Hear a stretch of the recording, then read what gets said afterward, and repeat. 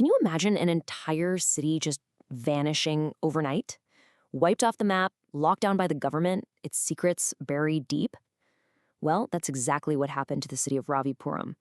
And tonight, we're diving into one brother's 5-year obsession to uncover the truth behind his sister's final terrified words.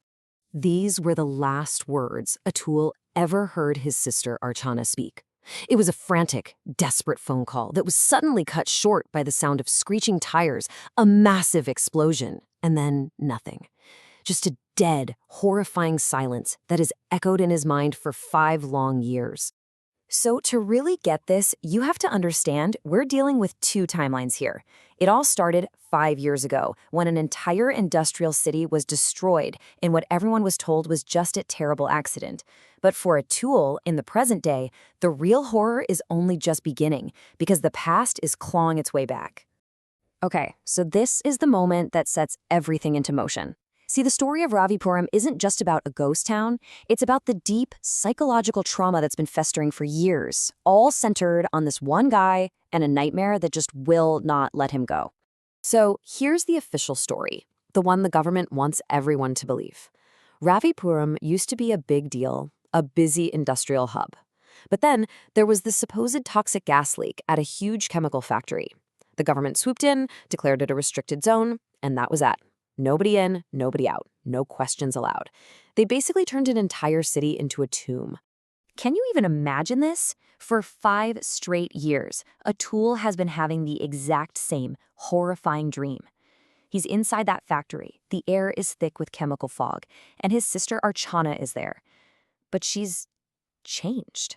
Her skin is burned, her eyes are decayed, and she's begging him, set us free. So you gotta wonder, right? Is this just grief playing tricks on him? Or is it something more? A message trying to get through?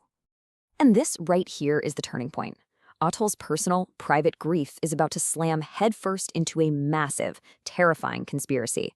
And it's all thanks to one tiny clue that suggests the official story is a complete and total lie. So, get this. Atul's girlfriend, Tanya, casually mentions a YouTube video she saw. The title was Toxic Ravipuram Experiment Exposed. Now, she says it was only online for a few minutes, literally minutes, before it was completely scrubbed from the internet. But what it claimed was explosive. What if the gas leak wasn't an accident at all? What if it was a cover-up? And the claims in this video, they were absolutely insane. First, it said the factory was a front for secret human experiments.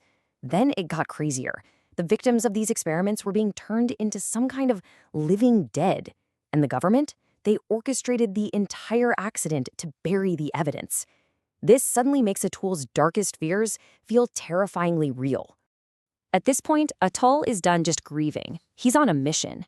With his nightmares and this new shred of evidence, he convinces Tanya and their friend Gaurav to do the unthinkable. They're gonna break the quarantine. They're going into Ravipuram. And just like that, they're in. They sneak past the military blockades and step into the forbidden zone. The first thing that hits them is the silence. It's heavy, absolute, it's wrong. They've just walked into a city-sized crime scene where thousands of people just vanished.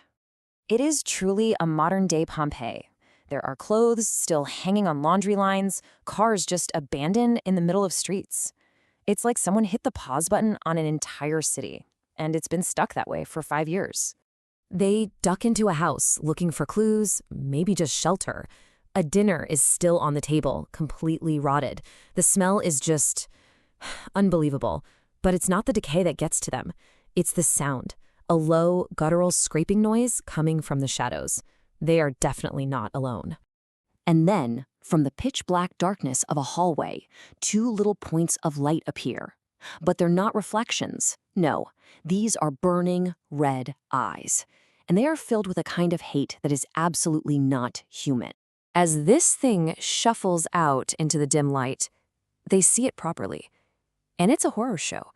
Flesh is just hanging off its bones, its skin is ripped and gray. The way it moves is all jerky and unnatural. There's no other word for it. It's a living zombie. The wild conspiracy theory, the deleted YouTube video, it was all real. Ravipuram isn't a ghost town. It's infested. And the horror, becomes brutally, tragically real in an instant. Before anyone can even scream, the creature lunges, and its teeth sink right into Tanya's neck. Her scream is cut short. In a split second, their mission for the truth becomes a desperate, bloody fight for survival.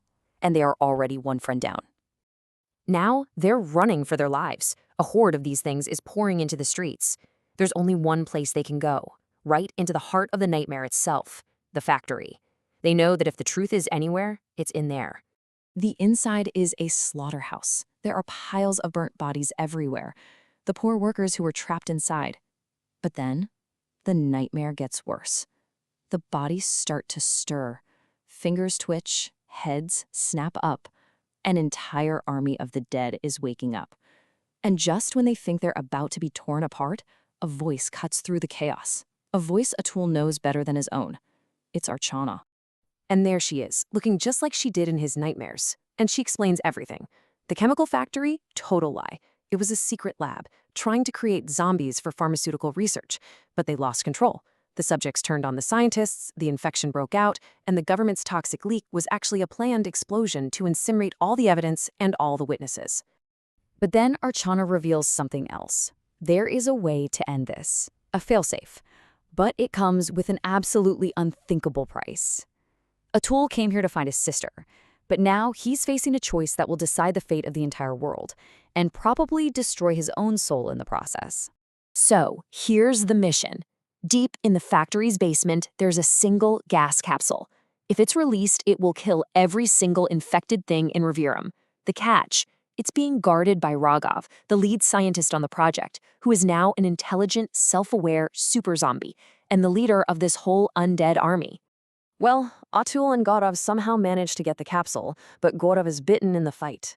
As Atul stumbles out of the factory, he's met with the worst sight imaginable. The zombie versions of Tanya and Gaurav are standing there, and with them, her own humanity slipping away, is his sister, Archana. The choice is just brutal. Let them live as these monsters and doom the world, or become the man who has to kill his best friends and the sister he came to save. And with tears streaming down his face, he makes the only choice a hero can. He throws the capsule on the ground. It shatters. A thick black gas erupts, and as it touches the infected, they all scream as they burst into flames. Tanya, Gaurav, Archana. He watches them all turn to ash. Atul just walks away, the only survivor of his own rescue mission. He found the truth he was looking for, yeah, but it cost him everything and everyone he ever loved. He saved the world, but he walks away completely and utterly alone, with nothing but the haunting sight of a burning city at his back.